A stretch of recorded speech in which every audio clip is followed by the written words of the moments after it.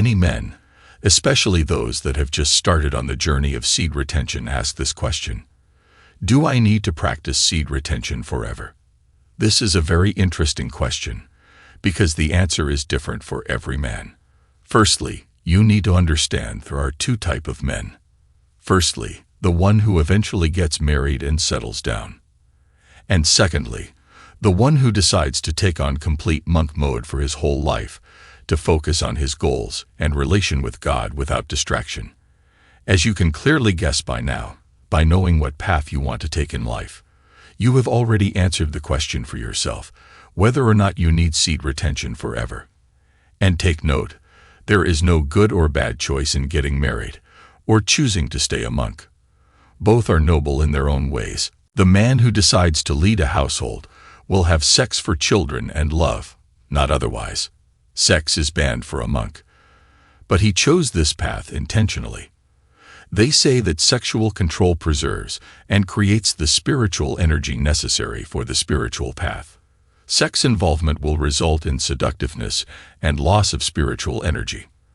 But as with all benefit, including those of abstinence, don't just believe them blindly. Instead, prove it to yourself by experience. Also, remember, you cannot forcefully control sex. Suppressing sex strengthens it. Sex should be controlled by understanding and constant self-discipline practice. And only a true spiritual seeker will be capable of following it. A person whose goal is materialistic life and pleasures will never be attracted to seed retention. Celibacy is not compulsory, and you can only choose it willingly. Modern secular education doesn't appreciate celibacy because it only feeds you basic moral and material education without ever considering the spiritual side of things. The law of nature is that celibacy must be stopped only when partners plan a child. Those who remember this law will have less lust and lose lesser vital energy. But men and women who do sex just to have offspring are rare. The majority turn to sex to satisfy their lust, producing children against their will. In the madness of sexual passion, they don't care about the consequences. In this respect, men are more accountable than women.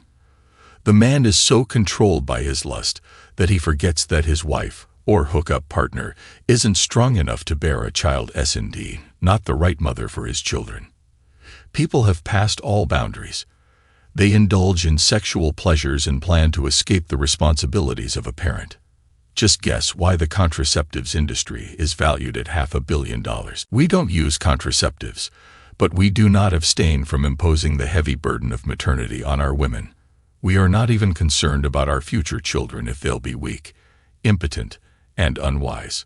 When a man steeps this low just to fulfill his urges, he becomes worse than the lowest of animals. It's best if the man and woman both avoid sex after conception, until the child is born.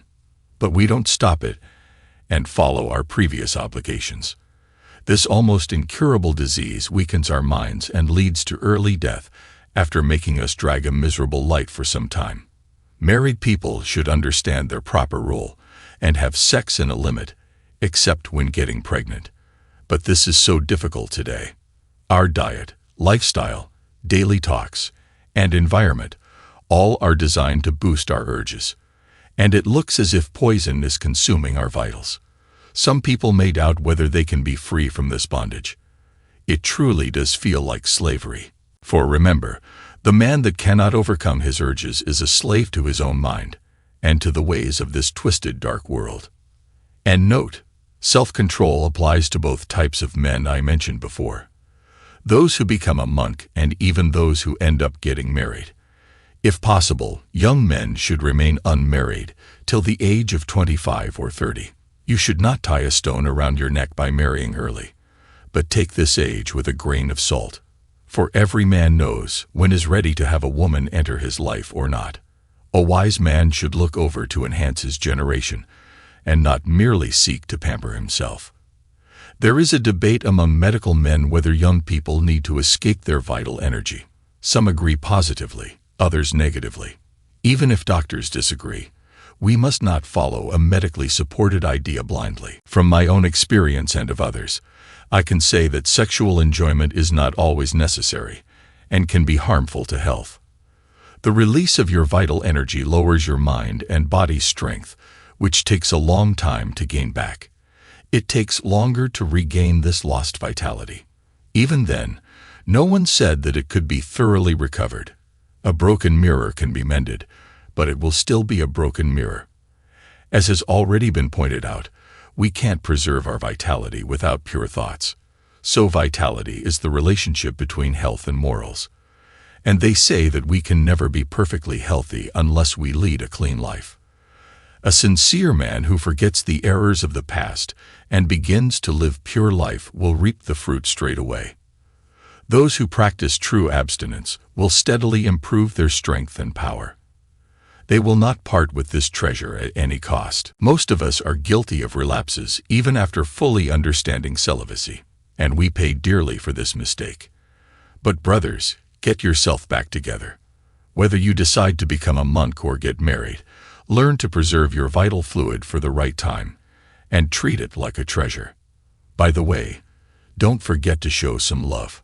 Tap that subscribe button and hit like for the algorithm. To see the next best way to level up as a man, watch these videos here.